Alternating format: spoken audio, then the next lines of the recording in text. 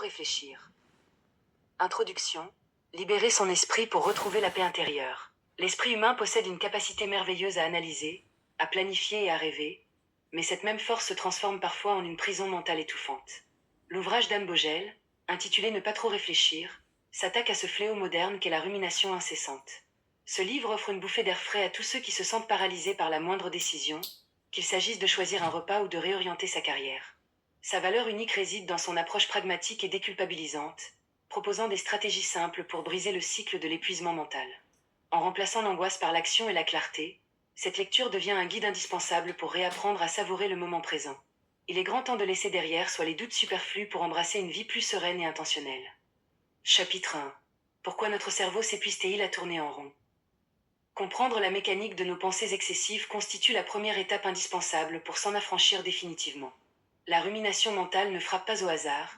Elle s'installe insidieusement dans les interstices de notre quotidien jusqu'à saturer notre espace cognitif. Pour saisir l'ampleur de ce phénomène, il convient d'abord de définir ce que signifie réellement le fait de trop réfléchir. Il ne s'agit pas d'une réflexion profonde, analytique et productive qui mène à une solution éclairée. Au contraire, c'est un processus répétitif, stérile et épuisant, semblable à un disque rayé qui tourne en boucle sur la même mélodie angoissante. L'esprit s'empare d'un détail, d'une conversation passée ou d'une décision future, et l'examine sous tous les angles possibles sans jamais aboutir à une conclusion satisfaisante. Cette habitude, loin d'être un simple trait de caractère inoffensif, draine une quantité phénoménale d'énergie vitale. Dans notre société contemporaine, les occasions de se perdre dans des méandres de pensée sont décuplées par l'abondance des choix qui s'offrent à nous. Autrefois, les options étaient limitées, ce qui simplifiait grandement la prise de décision. Aujourd'hui, qu'il s'agisse de sélectionner une assurance, d'acheter un appareil électroménager ou même de choisir un film sur une plateforme de diffusion, nous sommes confrontés à une myriade de possibilités. Cette surabondance crée ce que les psychologues appellent le paradoxe du choix. Plus les options sont nombreuses, plus l'anxiété de faire le mauvais choix augmente. On se met alors à comparer, à lire des dizaines d'avis, à peser le pour et le contre jusqu'à l'épuisement. Ce phénomène engendre une fatigue décisionnelle redoutable. Le cerveau, tel un muscle, possède une réserve d'énergie limitée pour faire des choix. Lorsqu'on gaspille cette énergie sur des détails insignifiants, on se retrouve démuni face aux décisions qui ont un véritable impact sur notre existence. L'illusion du contrôle joue également un rôle majeur dans cette dynamique destructrice. L'être humain déteste l'incertitude. Face à l'inconnu, le cerveau tente de se rassurer en anticipant tous les scénarios possibles, y compris les plus catastrophiques. On s'imagine que si l'on parvient à envisager chaque issue, on pourra éviter la souffrance, l'échec ou le jugement des autres. Pourtant, cette tentative de contrôle absolu est une chimère. La vie est par essence imprévisible, et aucune quantité de réflexion ne pourra jamais garantir un résultat parfait. En s'acharnant à vouloir tout maîtriser par la pensée, on ne fait qu'amplifier son anxiété. C'est comme si l'on appuyait simultanément sur l'accélérateur et sur le frein d'une voiture. Le moteur hurle, l'énergie se consume, mais le véhicule n'avance pas d'un centimètre. Il est fascinant d'observer comment cette suranalyse s'infiltre dans les interactions sociales. Un simple courriel professionnel peut devenir la source d'une angoisse disproportionnée. On rédige, on efface, on modifie une virgule, on s'interroge sur le ton employé, on craint que le destinataire ne perçoive une once d'agressivité là où il n'y en a pas. De même, après une soirée entre amis, il n'est pas rare de rejouer mentalement les conversations, de se fustiger pour une remarque jugée maladroite, et de s'imaginer que les autres nous jugent sévèrement. Cette forme de rumination sociale est particulièrement toxique car elle nous coupe de l'authenticité des relations humaines. Au lieu de vivre l'instant présent et de profiter de la compagnie d'autrui, on devient le spectateur critique de sa propre vie. L'auteur souligne avec justesse que le fait de trop réfléchir n'est pas une fatalité génétique, mais plutôt une habitude acquise au fil du temps. Comme toute habitude, elle s'est renforcée par la répétition. Chaque fois que l'on cède à la tentation de décortiquer une situation à l'excès, on trace un sillon neuronal plus profond, rendant ce comportement plus automatique la fois suivante. Cependant, cette perspective offre également une immense lueur d'espoir. Si cette tendance a été apprise, elle peut tout à fait être désapprise. Il ne s'agit pas d'éteindre son cerveau ou de devenir insouciant, mais de réorienter cette formidable puissance intellectuelle vers des actions constructives. Pour entamer ce processus de libération, il faut d'abord accepter que la perfection n'existe pas. Le désir de prendre la décision parfaite, celle qui ne comportera aucun inconvénient et qui fera l'unanimité, est le carburant principal de la suranalyse. En réalité, la plupart des choix que nous faisons au quotidien n'ont pas de conséquences irréversibles.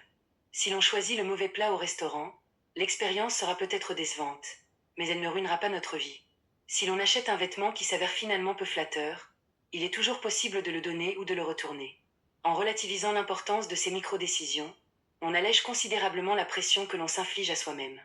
La fatigue mentale engendrée par ces boucles de pensée a des répercussions tangibles sur la santé physique et le bien-être émotionnel. Les troubles du sommeil, les tensions musculaires, les maux de tête et l'irritabilité sont souvent les symptômes directs d'un esprit qui refuse de se mettre en pause. On se réveille déjà fatigué, car même la nuit, le subconscient continue de traiter les inquiétudes de la veille. C'est un cercle vicieux. La fatigue diminue notre capacité à gérer le stress, ce qui nous pousse à encore plus de rumination, ce qui aggrave la fatigue. Briser ce cycle demande une prise de conscience honnête de nos propres mécanismes de fonctionnement. En fin de compte, comprendre pourquoi notre cerveau s'épuise à tourner en rond est une invitation à la bienveillance envers soi-même. Il ne sert à rien de se culpabiliser d'avoir trop réfléchi, car la culpabilité est elle-même une forme de rumination.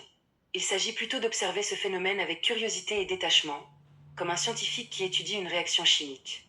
En identifiant les déclencheurs, les peurs sous-jacentes et les schémas répétitifs, on se donne les moyens de reprendre les rênes de son esprit. La route vers la clarté mentale demande de la patience et de la pratique, mais les bénéfices en valent largement la peine. Retrouver la capacité de décider avec fluidité, d'agir avec conviction et de savourer la simplicité du moment présent est un cadeau inestimable que l'on se fait à soi-même. Chapitre 2.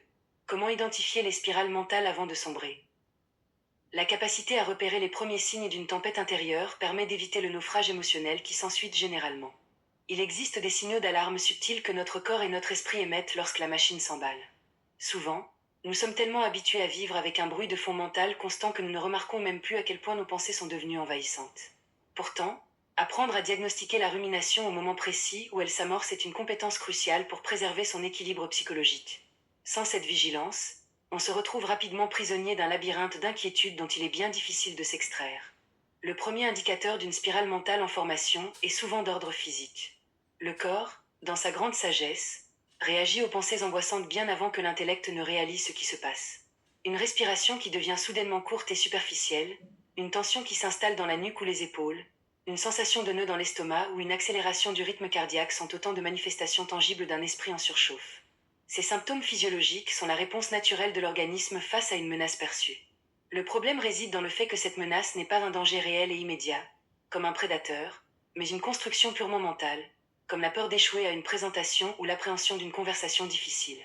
En prêtant attention à ces signaux corporels, on peut s'arrêter un instant et se demander: qu'est-ce qui traverse mon esprit en ce moment précis pour provoquer une telle réaction? Sur le plan cognitif, la suranalyse se manifeste par une perte totale de perspective. Lorsqu'on commence à trop réfléchir, les proportions se déforment. Un détail mineur prend soudainement l'envergure d'une catastrophe imminente.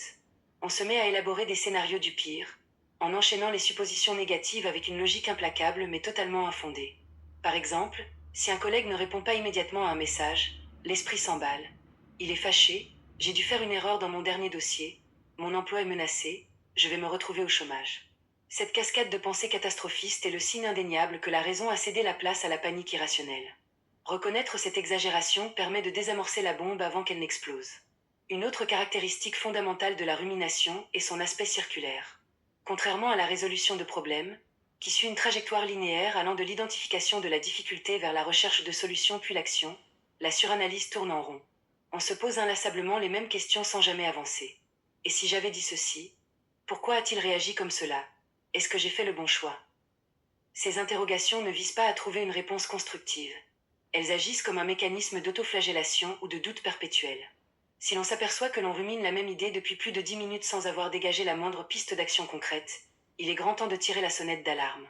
Le concept de paralysie de l'analyse illustre parfaitement ce blocage. Face à une décision, même triviale, l'individu se retrouve incapable de trancher. Il accumule frénétiquement des informations, lit des dizaines d'articles, demande l'avis de tout son entourage, dans l'espoir vain de trouver la certitude absolue. Cette quête d'information devient une excuse pour repousser le moment fatidique du choix. On se donne l'illusion d'être productif parce qu'on fait des recherches, alors qu'en réalité, on stagne. L'incapacité à passer à l'action est le symptôme ultime d'un esprit embourbé dans ses propres méandres. Il faut alors se rappeler qu'une décision imparfaite prise rapidement est souvent préférable à une absence de décision qui prolonge l'agonie mentale. Pour identifier ces spirales, il est très utile de prêter attention au vocabulaire interne que l'on utilise. Les pensées excessives sont souvent jalonnées de mots absolus et définitifs tels que toujours, jamais, tout, rien. Je fais toujours les mauvais choix, rien ne se passe jamais comme prévu. Ce type de langage généralisateur est un piège cognitif qui enferme l'individu dans une vision binaire et pessimiste de la réalité. De plus, L'utilisation fréquente du conditionnel passé, comme j'aurais dû ou il aurait fallu, indique un ancrage malsain dans le passé, une vaine tentative de réécrire l'histoire. En modifiant consciemment ce dialogue intérieur, en remplaçant les certitudes négatives par des nuances, on assouplit sa pensée et on réduit la pression. Il est également pertinent d'observer les moments de la journée où ces spirales ont tendance à se déclencher. Pour beaucoup, c'est au moment du coucher, lorsque les distractions de la journée s'estompent et que le silence s'installe, que l'esprit décide de passer en revue toutes les erreurs réelles ou imaginaires. Pour d'autres, c'est le dimanche soir, à l'approche d'une nouvelle semaine de travail, que l'anxiété anticipatoire atteint son paroxysme. En identifiant ces zones de vulnérabilité temporelle, on peut mettre en place des stratégies préventives, comme la lecture d'un roman captivant avant de dormir ou la planification d'une activité agréable le dimanche en fin de journée, afin de couper l'herbe sous le pied de la rumination. La comparaison sociale est un autre déclencheur redoutable qu'il convient de surveiller de près. En observant la vie apparemment parfaite des autres, souvent filtrée par le prisme trompeur des réseaux sociaux, on déclenche facilement une avalanche de remises en question. Pourquoi n'ai-je pas autant de succès? Est-ce que je fais fausse route? Ces pensées comparatives sont un terrain fertile pour la suranalyse. Dès que l'on sent poindre ce sentiment d'infériorité ou d'envie, il est crucial de s'en détacher immédiatement, de fermer l'application ou de changer de sujet de conversation, et de se recentrer sur ses propres valeurs et ses propres objectifs. Enfin, il est essentiel de faire la distinction entre l'intuition et la peur. Souvent, on justifie sa rumination en affirmant que l'on écoute son instinct ou que l'on fait preuve de prudence. Or, l'intuition est généralement claire, rapide et apaisée. Elle s'impose comme une évidence tranquille. La peur, en revanche, est bruyante, chaotique et génératrice de confusion. Si une pensée provoque de l'agitation, de la confusion et un besoin compulsif de chercher des réassurances externes, il s'agit très probablement d'une spirale mentale liée à l'anxiété, et non d'un pressentiment fondé. Apprendre à écouter le silence derrière le bruit des pensées est un art qui demande de la pratique, mais qui offre une boussole intérieure d'une fiabilité remarquable. En cultivant cette présence à soi-même, on devient capable de désamorcer les tempêtes avant même qu'elles n'assombrissent notre ciel intérieur. Chapitre 3. Le pouvoir insoupçonné des routines pour alléger l'esprit. L'automatisation des choix quotidiens agit comme un véritable bouclier protecteur contre l'épuisement de nos ressources cognitives.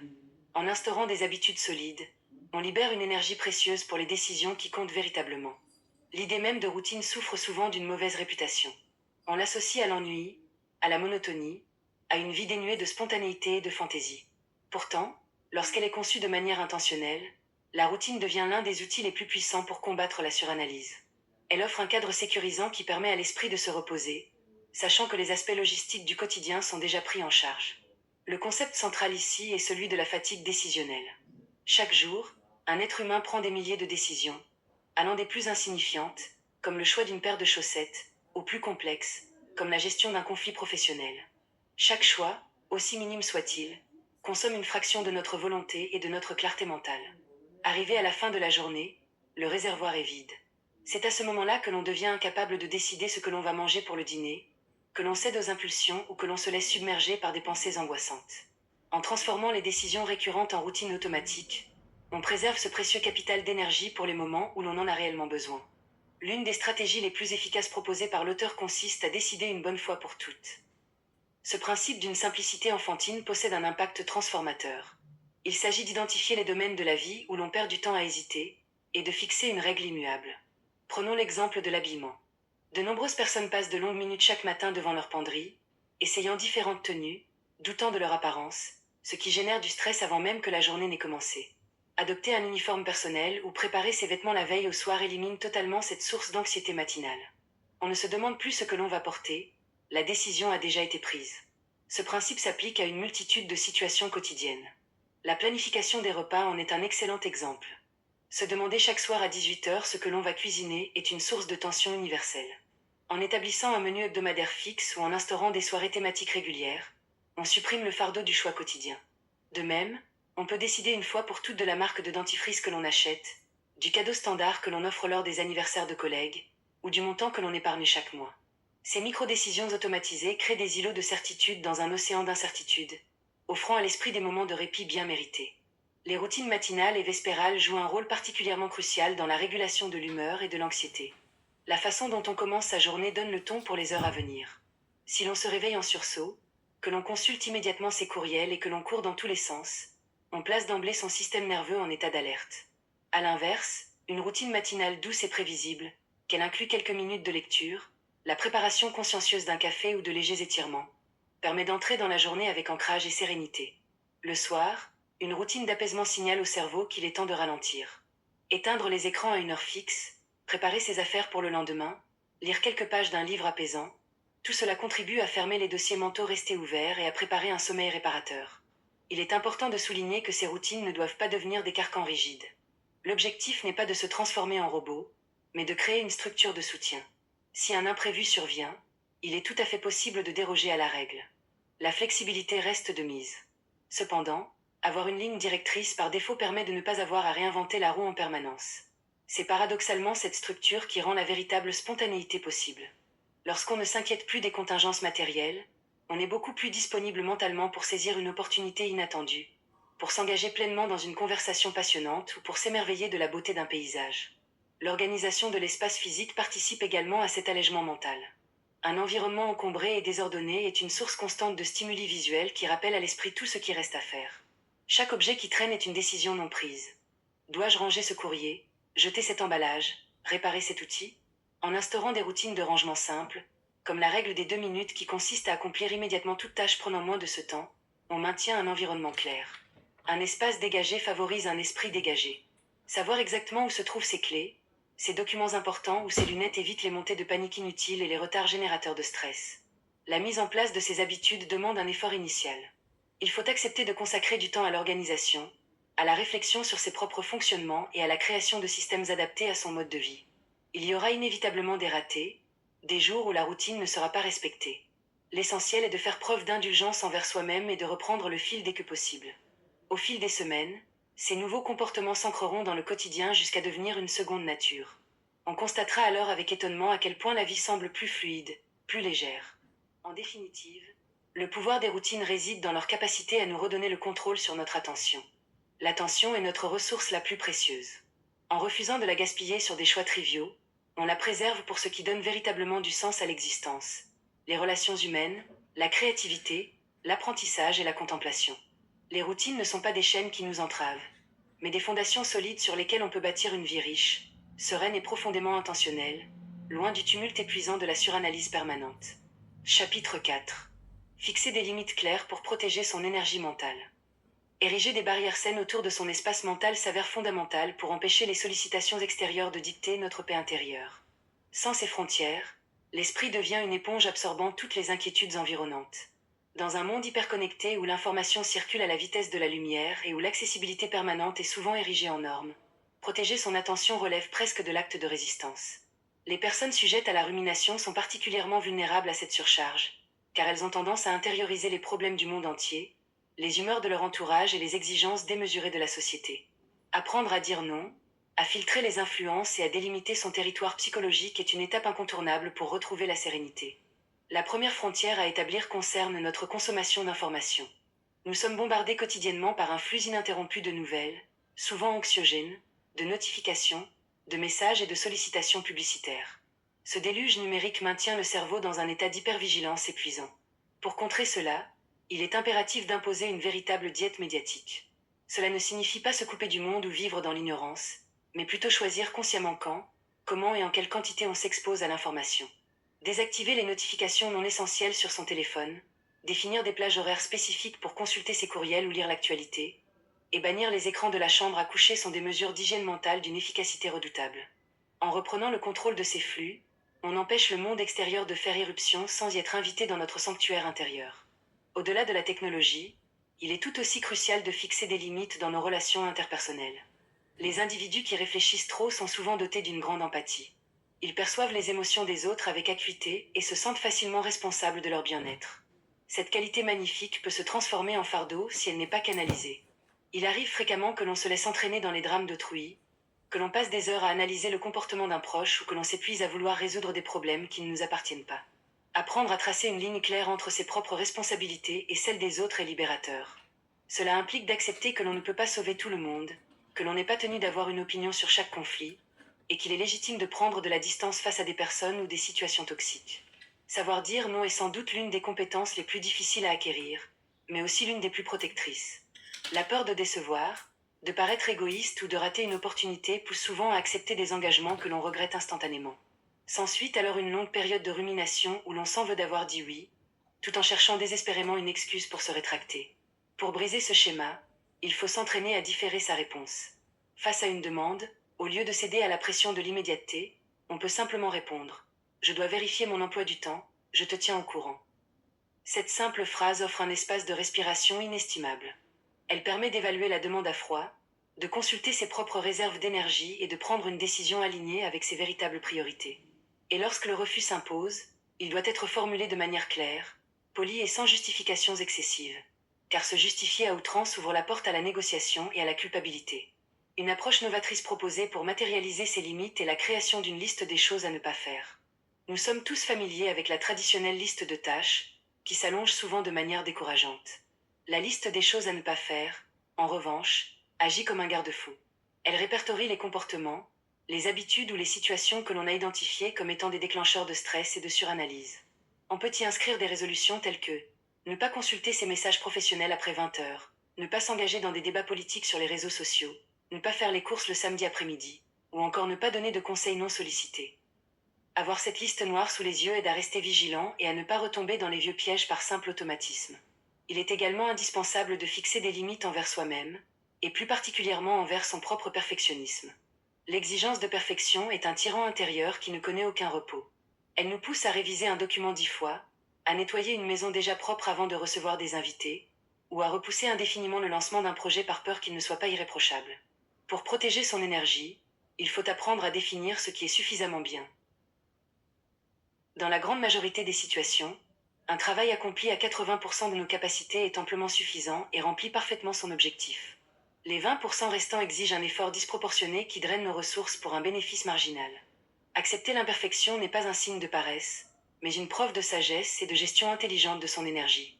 La protection de son espace temporel est une autre dimension fondamentale des limites personnelles. Le temps est notre ressource la plus limitée, et pourtant, nous le laissons souvent filer entre nos doigts, happé par les urgences des autres ou par des distractions futiles.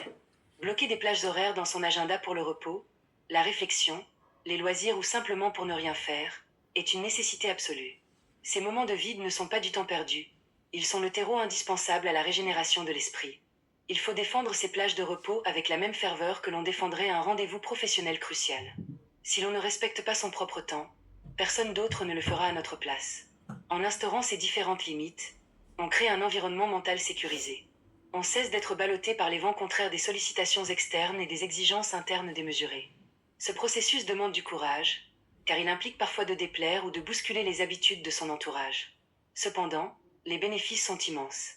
En protégeant farouchement son énergie mentale, on retrouve une clarté d'esprit, une capacité de concentration et une joie de vivre qui semblaient inaccessibles. On devient le gardien vigilant de sa propre paix intérieure, capable de naviguer dans la complexité du monde avec assurance et légèreté. Chapitre 5. Transformer l'anxiété paralysante en une action concrète immédiate.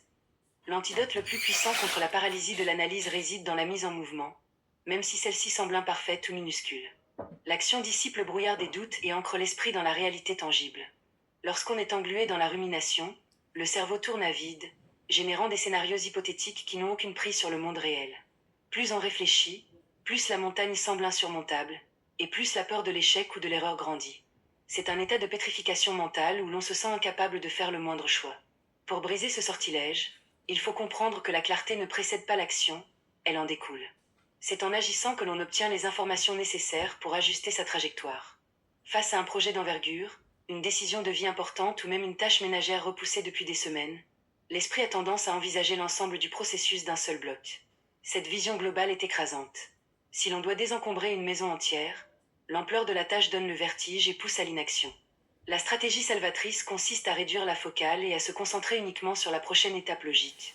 Il ne s'agit pas de planifier les 10 prochaines actions, mais simplement de déterminer la toute première chose à faire, ici et maintenant. Pour reprendre l'exemple du désencombrement, la prochaine étape logique n'est pas de vider le grenier, mais d'ouvrir un seul tiroir du bureau et de trier les stylos. Cette micro-action est si facile à réaliser qu'elle contourne les défenses de l'anxiété. Le pouvoir de cette approche réside dans la création d'une dynamique, d'un élan. Une fois que l'on a accompli cette première petite tâche, on ressent une légère décharge de satisfaction.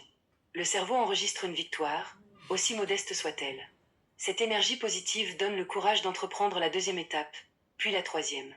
L'inertie, qui était notre pire ennemi, se transforme soudainement en force motrice. L'action engendre l'action.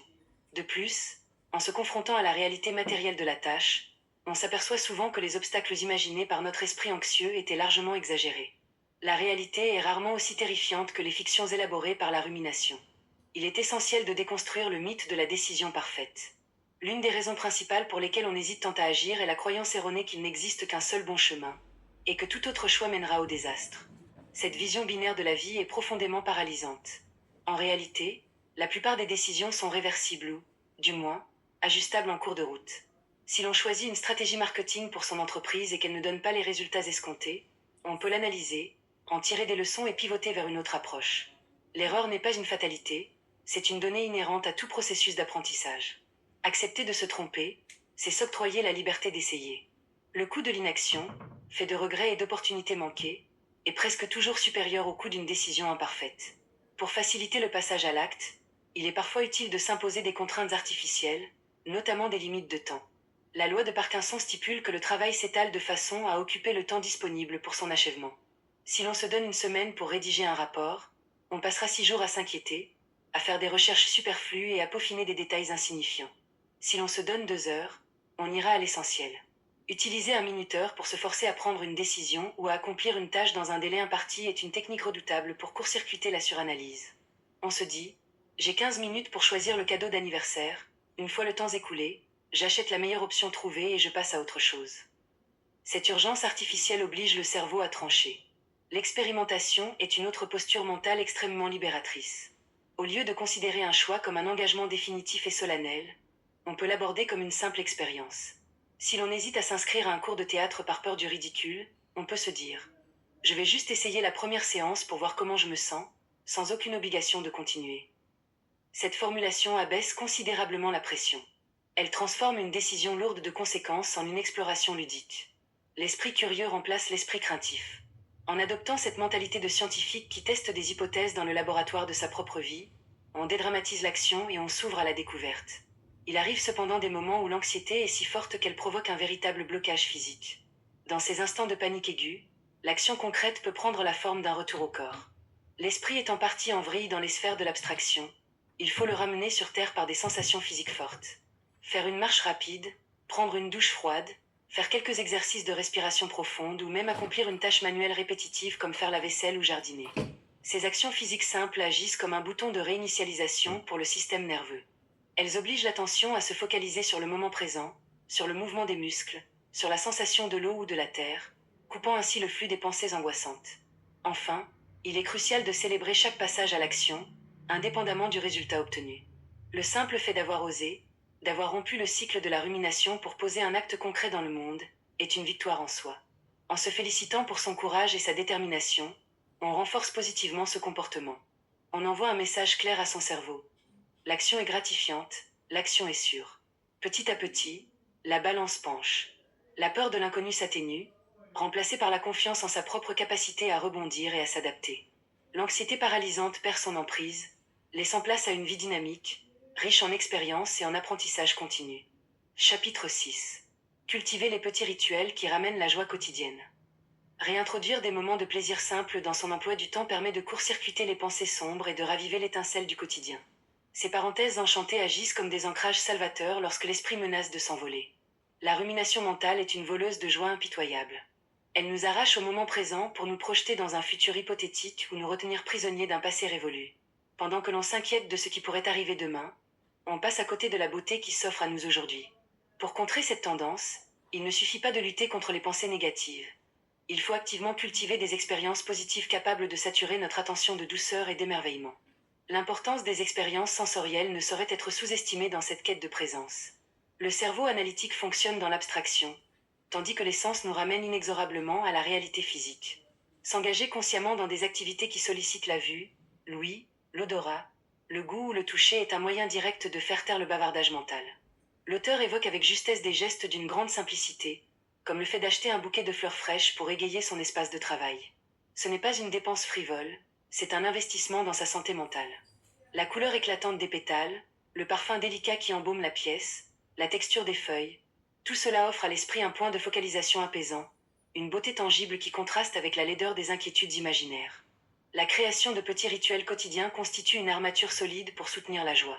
Contrairement aux routines, qui ont une vocation utilitaire et visent l'efficacité, les rituels sont imprégnés de sens et d'intention. Préparer une tasse de thé peut être une simple routine matinale, mais si l'on prend le temps de choisir soigneusement les feuilles, d'écouter le frémissement de l'eau, d'observer la couleur de l'infusion et de savourer la chaleur de la tasse entre ses mains, cela devient un rituel réconfortant. Ces moments sacralisés, même s'ils ne durent que quelques minutes, créent des îlots de paix dans le tumulte de la journée. Ils nous rappellent que nous méritons de prendre soin de nous-mêmes, indépendamment de notre productivité ou de nos réussites. Se tourner vers l'extérieur est une autre stratégie puissante pour échapper à la prison de l'ego. Lorsqu'on réfléchit trop, on est généralement centré sur soi-même, ses propres problèmes, ses propres peurs, son propre avenir. Ce nombrilisme involontaire est étouffant. En déplaçant son attention vers les autres ou vers le monde qui nous entoure, on retrouve instantanément une perspective plus juste. Rendre service à un voisin, s'engager dans une association caritative, ou simplement écouter un ami avec une attention totale et bienveillante, permet de sortir de sa propre tête. L'empathie et la générosité génèrent des émotions positives profondes qui dissolvent l'anxiété. On réalise que l'on fait partie d'un tout plus vaste, et que nos préoccupations individuelles, bien que valides, ne sont pas le centre de l'univers. L'immersion dans des activités manuelles ou créatives favorise l'apparition de ce que les psychologues nomment l'état de grâce, ou l'immersion totale. C'est cet état magique où l'on est tellement absorbé par ce que l'on fait que l'on perd la notion du temps et de soi-même. Le jardinage, le tricot, la peinture, la menuiserie ou la cuisine complexe sont d'excellents vecteurs pour atteindre cet état. Ces activités exigent une concentration soutenue sur le moment présent et sur la coordination entre l'œil et la main. L'esprit est pleinement occupé par la tâche en cours, ne laissant aucune place disponible pour la rumination. De plus, la création d'un objet tangible procure un sentiment d'accomplissement profond, renforçant l'estime de soi souvent mise à mal par les doutes incessants. Le contact avec la nature offre également un remède souverain contre l'agitation mentale. Les environnements naturels possèdent une capacité intrinsèque à restaurer notre attention fatiguée. Une promenade en forêt, l'observation des vagues sur une plage ou même la contemplation d'un arbre dans un parc urbain suffisent à abaisser le niveau de stress. La nature ne juge pas, elle ne se presse pas, elle suit son propre rythme immuable. En s'immergeant dans ce rythme lent et majestueux, on synchronise sa propre respiration et ses propres pensées sur cette fréquence apaisante. On se rappelle que la vie continue de croître et de s'épanouir, indépendamment de nos petites tracasseries humaines. Il est tout aussi vital d'apprendre à célébrer les petites victoires du quotidien. Les personnes sujettes à la suranalyse ont souvent tendance à minimiser leurs succès et à magnifier leurs échecs. Elles attendent d'avoir accompli un exploit extraordinaire pour s'autoriser à ressentir de la fierté. Or, la joie se nourrit de la reconnaissance des petits pas. Avoir réussi à prendre une décision rapidement, avoir osé dire non à une sollicitation abusive, ou simplement avoir passé une journée sans se laisser submerger par l'angoisse, sont autant de motifs de célébration.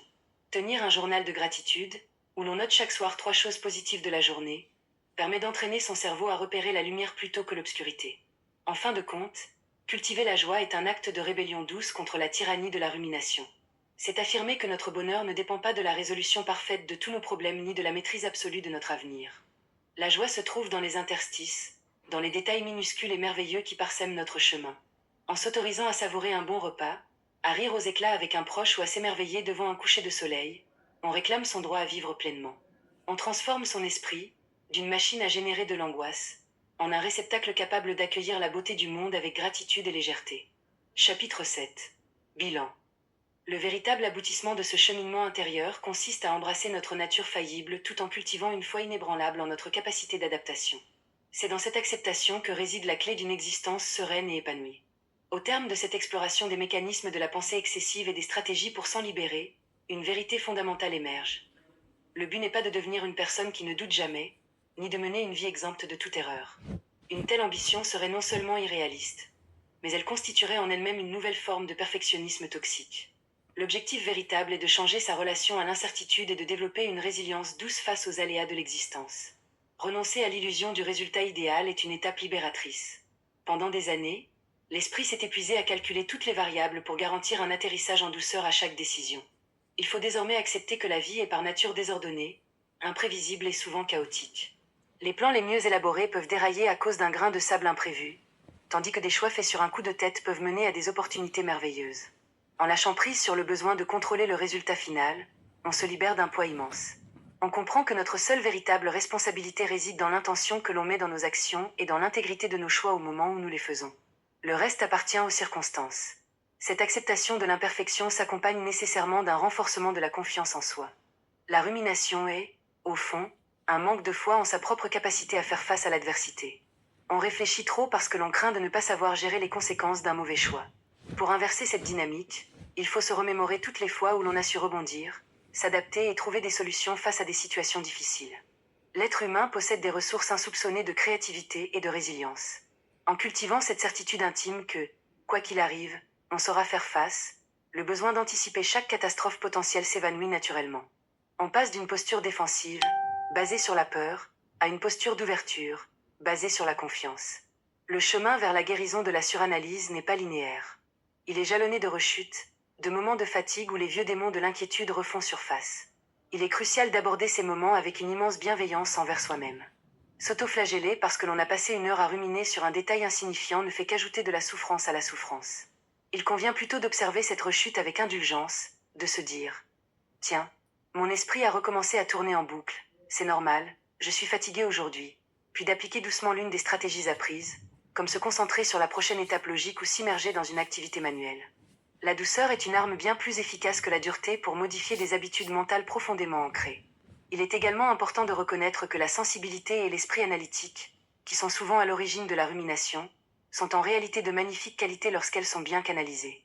Une personne qui réfléchit beaucoup est généralement dotée d'une grande intelligence, d'une forte empathie et d'une capacité à percevoir les nuances du monde. Il ne s'agit donc pas d'étouffer cette richesse intérieure, mais de lui offrir un cadre sain pour s'exprimer. Au lieu d'utiliser cette puissance intellectuelle pour s'inquiéter de l'opinion des autres, on peut l'investir dans la résolution de problèmes complexes, dans la création artistique ou dans la compréhension profonde de sujets passionnants. Le poison se transforme alors en remède. L'adoption d'une mentalité de croissance est le couronnement de ce processus. Dans cette perspective, chaque expérience, qu'elle soit couronnée de succès ou perçue comme un échec, est considérée comme une occasion d'apprendre et de grandir. Si une décision s'avère mauvaise, ce n'est pas une preuve de notre incompétence, c'est une donnée précieuse qui nous permettra de faire un choix plus éclairé la prochaine fois. Cette vision dédramatise considérablement l'acte de décider. La vie n'est plus un examen couperet où la moindre erreur est fatale, mais un vaste terrain de jeu et d'expérimentation. On avance avec la curiosité d'un explorateur, prêt à découvrir ce que le prochain virage réserve, plutôt qu'avec l'angoisse d'un funambule craignant la chute à chaque pas. En refermant ce livre et en intégrant ses enseignements, on s'engage sur la voie d'une existence plus légère et plus authentique. On apprend à savourer le silence intérieur, ce moment précieux où le brouhaha des pensées s'apaise enfin pour laisser place à une présence attentive au monde. On découvre la joie de l'action spontanée, le soulagement des limites bien posées et la beauté des rituels simples. Ne pas trop réfléchir devient alors bien plus qu'une simple technique de gestion du stress. C'est une véritable philosophie de vie. C'est le choix courageux de privilégier l'expérience directe de la réalité sur sa représentation mentale, de préférer la chaleur de l'action à la froideur de l'analyse, et d'embrasser pleinement la merveilleuse et imparfaite aventure de la condition humaine. Chapitre 3.